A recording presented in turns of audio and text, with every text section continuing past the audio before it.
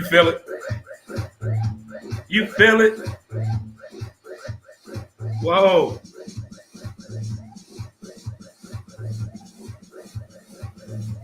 It's Wednesday. St. Louis Organics presents Montez at midday. What up, good people, and how we doing? We're doing something special today. We get it in with the good people and the good folk, as it should be. Already good people, already. How we doing? How we doing? There it is, there it is, there it is. Welcome to the show. What up, Wednesday? How's everybody doing today? If it's your first time tuning in, thank you so much. There's several ways you can check out the show. You can follow us on Facebook, Instagram, Who's to Blame the Podcast, Twitter at W2B Dre Montez, YouTube Dre Montez, and we TikToking out here, Dre Montez 63 as well, getting it in. With the people, by the people, of the people, and with all the people. This guy right here next to me, this is Kortland Ware joining me today. Local pro golfer in the building. Yeah, thanks for having me. No problem. Our first in-studio guest here at WZUP 70 AM studio. Right here.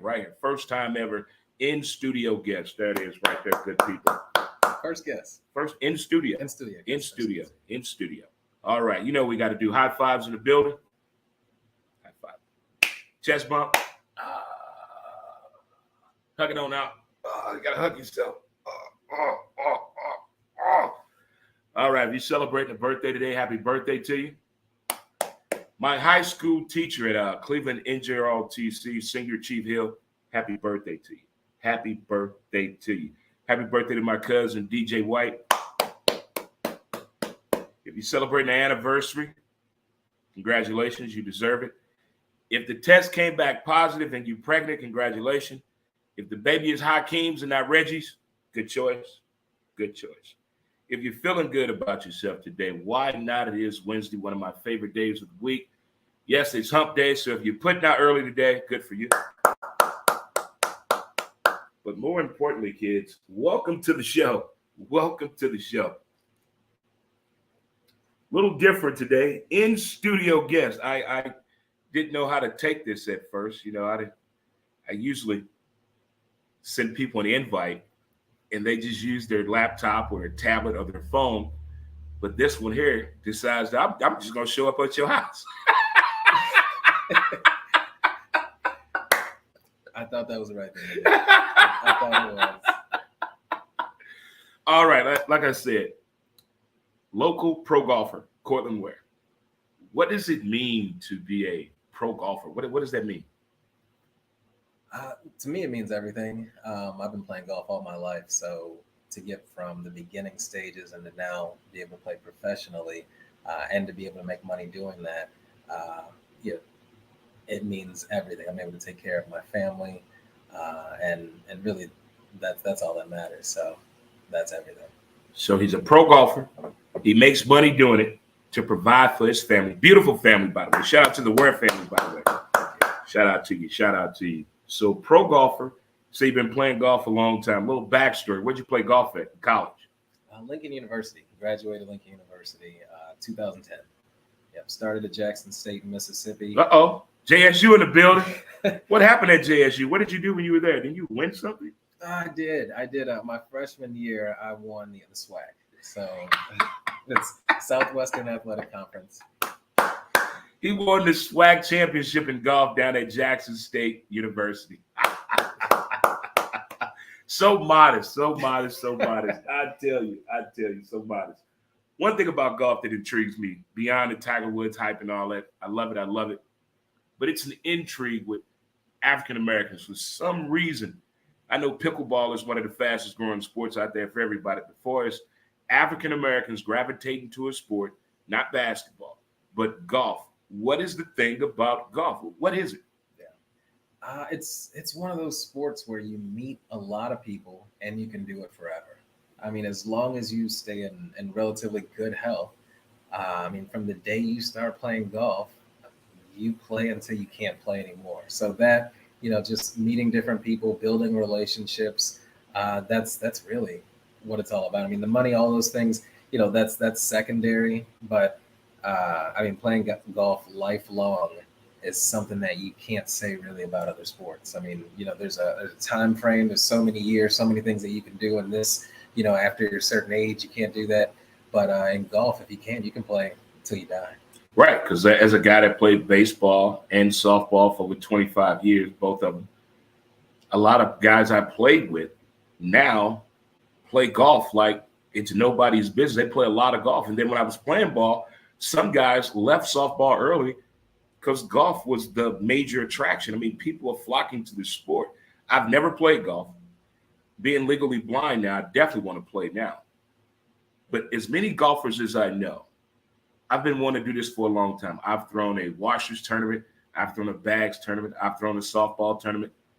I want to put on a golf tournament. As many golfers as I know, but I don't play golf, but I'm going to attach myself with a pro golfer,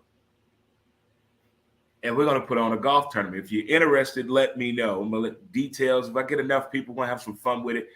Probably make it an annual event, something fun. We'll have, get the women out there, get the fellas out there, have a whole lot of fun with it. If you're interested in that, let me know. But I'm going to attach this with a local pro golfer, Kortland Ware. My other question, you say you've been playing a lot of golf, so that entails traveling and tournaments and whatnot. I know what a tournament fee is like for basketball and football and baseball. What is the tournament fees like when you play golf? Mm-hmm. Yeah, they range, but to be just kind of give you an average, let's say it costs anywhere between $600 and $1,000 to play in a golf tournament. Shit. I mean, some of these tours that you belong on, there's several different tours, within the United States, outside the United States, there's membership fees, there's ways that you have to get in there, onto the tour, or applications, those types of things. And so, really, it's just, you can get onto the membership and be a member, but if not, you pay these larger fees to get into the event, and then hopefully, you perform and, you get moved to the next stage. But, that's just the fee to get into the tournament. There's always the traveling fee. There's the fee of staying in the hotels and the eating. I mean, you don't want to always eat at McDonald's every day. You want to eat healthy too, but there's a lot of commitment that goes with it on top of just paying the fees. So there's more to golf than just going out drinking beer and coming home hammered. At certain stages, okay. But golf should still be fun too. Yeah, a lot of these guys out there, they're stressed, but they're still doing it because they love it. They're doing it because it's fun. So there are the amateurs, the people that are just beginning, and they're having fun, and they're going out and they're drinking, and they're playing in these events and tournaments, and that's still fun golf. Right. Right. It's competitive at the same time, but it's fun. There's just different levels of it. Are there some good local golf courses here? There are. I mean, there are quite a few. I grew up in North County, St. Louis, so I played at Eagle Springs and Golf Club. Black privilege. A lot of black privilege out there in North County. Yes, it is. Those of you know what I'm talking about out there. You know what I'm talking about out there. Yeah. That's awesome, man. That's awesome. But we've got some great courses. Even Forest Park here, down in North City, St. Louis is beautiful. For as much play that it gets on that course, and for it to be a public course, it's a beautiful golf course. And so that's why a lot of people still play it. Is even if they're no good, it's like a sanctuary. You can go out there and enjoy yourself, relax, and you can make it competitive, or you don't have to. Here's something that's really weird. Well, me telling you you probably like, well, it doesn't surprise me. It's you, Dre. But when I lived in Charlotte, North Carolina, I went to a lot of golf tournaments, a lot. And they've got some amazing looking golf courses there. Yeah. Amazing looking. There's more golf courses per capita in North Carolina, like per person, something like that, than any other state. It's wild. But I never played golf. Yeah. Never even swung at a golf ball with a golf club. With a baseball and with a court bat, yes. But never a golf club on a golf ball. Never done it. Yeah. Well, you got to go. You got to go, and you got to see what that feels like. Because that's why people keep coming back. I mean, that's why these companies are able to keep, making new equipment, because they know that when the beginner goes out there and hits that great shot for the first time, right, that they're going to want to replicate that. They're going to want to do it again. And so, you've got better equipment and better golf balls and better gear that you can use. So the apparel is fly with golf. Golfers come with that swag. And it's changed. I mean, if you look at it, I mean, the clothes have gotten progressively smaller as the golfers get more fit. Because they get buff now. I mean, they're going to the gym. Yeah. What's your workout routine?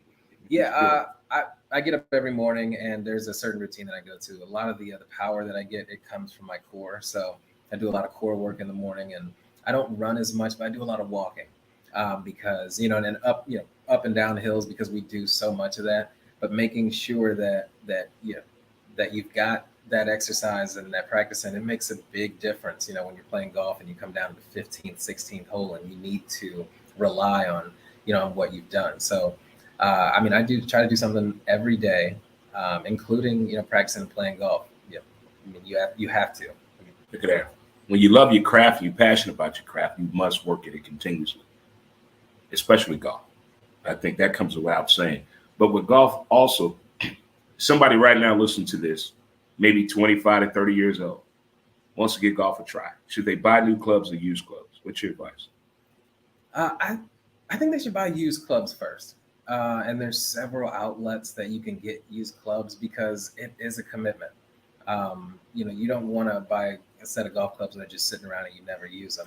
Like that treadmill in a lot of people's rooms. Mm-hmm. You don't put your clothes on there. You're supposed to run on the damn thing. Yeah.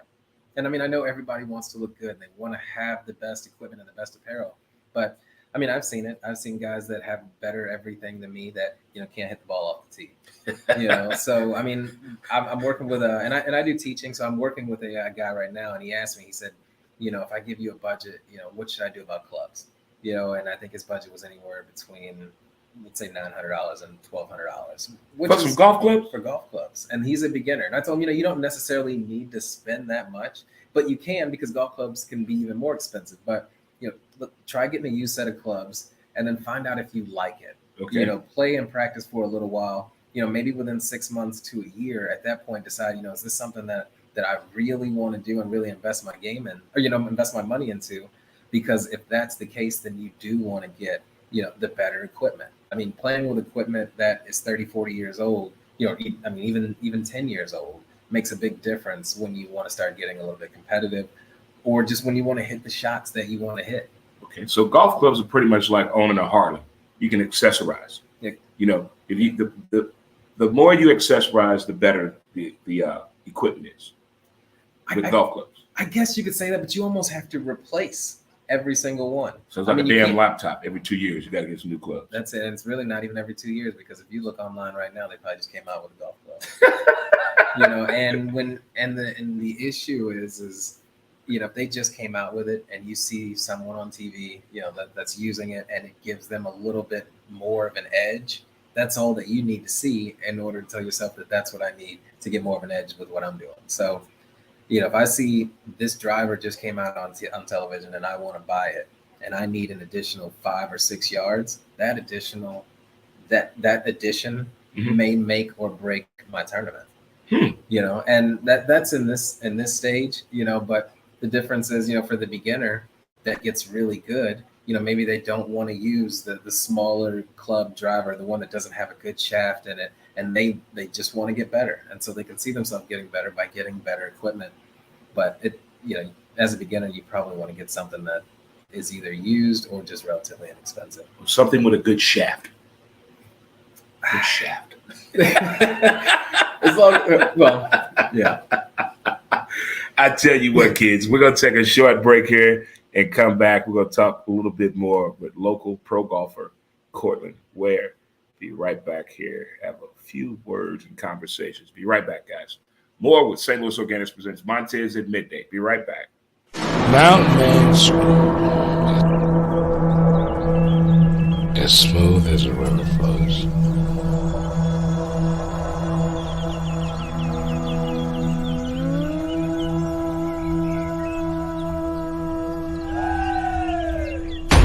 MountainManScrub.com.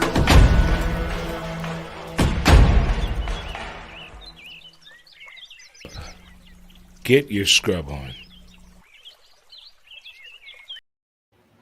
Hey, and we're back. How you doing, guys? How you doing? It is Wednesday. What Up Wednesday, What It Do Wednesday, joined by local pro golfer Kortland. Ware today on the show.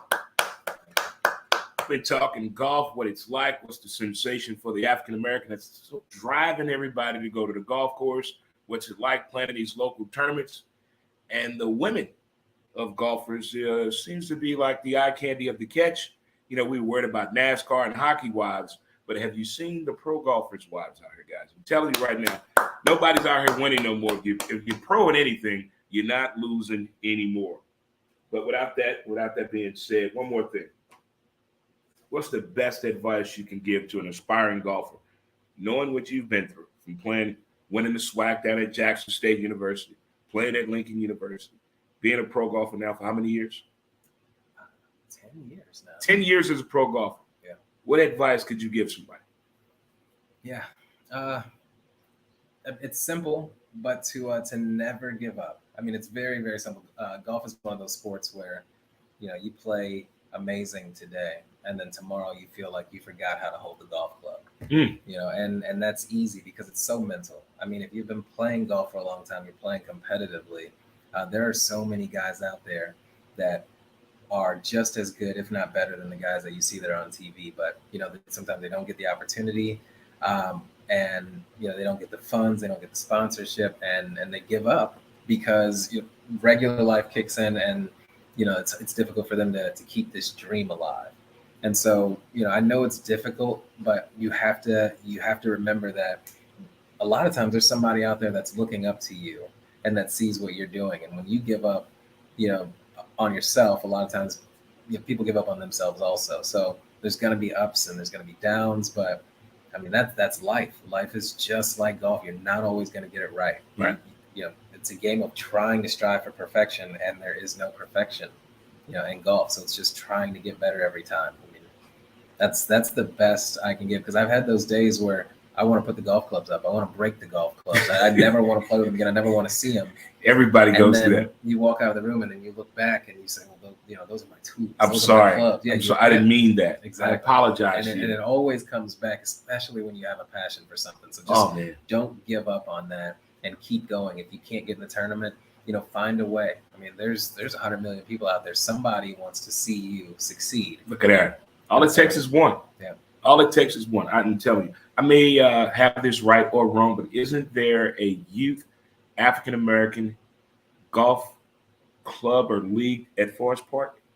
Yeah, there's several. There are a few. I belong to a group as a kid. It's called T Masters, and it's T Masters Group of St. Louis. T Masters Group of St. Louis. Check it out, guys. And these guys, great guys, but they work with youth, but not necessarily underprivileged youth, but really youth of all kinds, especially African Americans. So they are able to to get Black kids and Hispanic kids, any kids honestly that are out there into the game of golf, because there's really not as many outlets, and so they do a lot of teaching, and I teach with them. We do a lot of that down at Forest Park and at Norwood Hills Country Club, and it's just giving kids an opportunity to do something, to get outside, to realize that that you can get scholarships, and that this is just a way to learn life, and the golf course teaches you all the different etiquettes and just different things of becoming a better person. And so that's what this group focuses on, and that's what we try to do to help the youth and get into golf. That's awesome. Now, with that being a professional golfer and the different opportunities out there right now for golf, with these two different leagues outside the PGA Tour, what's the LIV situation? That seems to be a huge situation right now in golf. You think this was a good idea? Was a bad idea? You just believe that at some point you saw this coming in golf? It is a difficult question to answer because obviously there's two sides, and you don't want to offend either side. Right. The PGA has been around forever, and that is where the standard. Yeah, that's the standard. But so have. Yeah, I mean, there's other tours that are out there, but this LIV tour that's giving it, essentially kind of a run for its money. To a lot of people, it makes sense. I mean, personally, I like to see the growth of the game, and so I do like to see other tours come up, because it gives opportunities to more people. I mean, if you think about it, it's just like if there was only Uber, you'd only be able to drive Uber. Uber, or you're riding an Uber.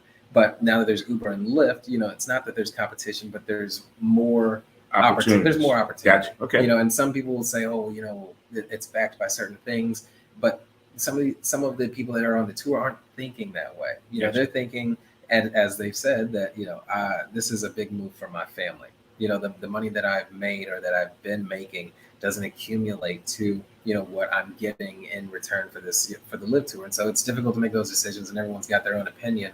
But because golf isn't cheap. No, golf is not cheap. One of the most expensive sports. It is, and it's just because of the ever-changing, just golf evolving. And with golf evolving means that there's going to be other people that want to create their own leagues, and I see it. I mean, you see it with some of these professional basketball players. Steph Curry, he's got this new tour for kids called the Underrated Tour. Wow. And so there are more kids that are getting involved in the game, and a lot of minorities too. And if you get a chance to look it up, I mean, he's doing a great thing. And it's not that it's just him that can do it. There's a lot of people that can get involved and do things like that, and even right in their own cities. Because that's really what it's about is the community at the end of the day, and the people that are within it, and being a monopoly. Not I don't want to say that the PGA Tour is a monopoly, but that was the tour to be on. So when there are other tours that are gonna try to be competitive to it, I can see why other people would want to go there. It's a new format, it's something different, and loyalty is difficult in 2022. Loyalty is tough, period. I don't care what it is. I don't care if it's in sports, everyday life, financial decisions, relationship. Loyalty is tough nowadays. But I like what you said about giving these young kids opportunities. And that's one thing I can see. Every time I see a golf tournament, there's always a commercial talking about what the Golf Association is doing for its donating, giving back to youth in different golf communities. I do like seeing that. Now, do they actually see the money? Like we see what happens in baseball. I know damn well we ain't seeing all that money that they give back. Somebody's stealing that money. NBA, we know that scam on that. Hockey, I really don't know that much about what they give back to the youth. But in golf, are they really seeing that? Yeah, I mean, from what I see, it seems like it. I mean, I'm sure there's always, potentially something that could be going wrong. But, I mean, you try to think of golf individually as a gentleman's game. That's how it first It's began. calming. Yeah, so you would expect, the organizations to be like that. And, if there is money that is there for kids and for different development of this, then that's where it should go. I mean, from the organization that I deal with, I mean, I see, directly, the kids benefiting from it. I see the practice facilities that they get to use that I didn't necessarily get to use when I was younger. Right. Because now they're moving from, from certain smaller courses or municipal courses to bigger and better courses where they can get more practice in, and it's a little bit bigger, and you can really work on your golf game. So I see that the golf clubs that they're receiving, and they're getting 40 sets of golf clubs for kids that have never gotten a chance to play golf, and they get bags and they get clubs and they get shoes and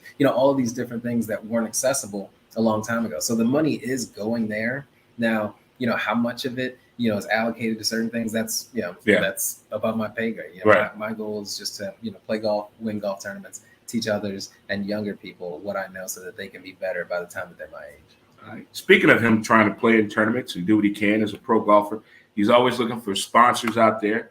If you're interested in sponsoring Kortland Ware, the upcoming golf tournament for the season or whatever it may be, or get to know him a little bit better, tell the folks how to get a hold of you, man. Yeah, the best way to get a hold of me is my Instagram. I try to respond to every message I can when it's on there, but it's Kortland, KORTLAND _R. And that's it. I mean, there's not a lot of Kortland Wares that are out there, but hopefully you're able to find it. Shoot me a message, in town, out of town. I'll try to respond to everybody, as much as I can. And I appreciate it. Any help is great help. Before you get off the show, I got to give you something because you're on the show. So I'll be right back. I'll give you something to put on. It's something we're going to start here on the show. All right. People come on. You got to throw this on. You got to put this on one time for me. And do we have a name for this yet? Oh, this is the Montez at midday hat gear. Here we go. Right there. Coming soon. It'll be available for you. There it is right there. Yeah. He's wearing the hat, y'all. He got the hat on. My man Kortland Ware, local pro golfer. Thanks again for coming on the show, my man. Thank you. No problem. Good folks. Thank you guys for tuning in. You know what we got to do. I got to get some music. Get y'all back to work on time. I think today I will. I maybe will do that. I don't know. May do that. I don't know. Depending on how I feel. There it is. There it is. On the phone. On the phone. Good people. Thanks for tuning in. As always, to Montez at midday. And I guess next time we will be doing it with the real thing. The show, as always, each time and next time we do it again. In peace, in peace, in peace, on out. Hit it!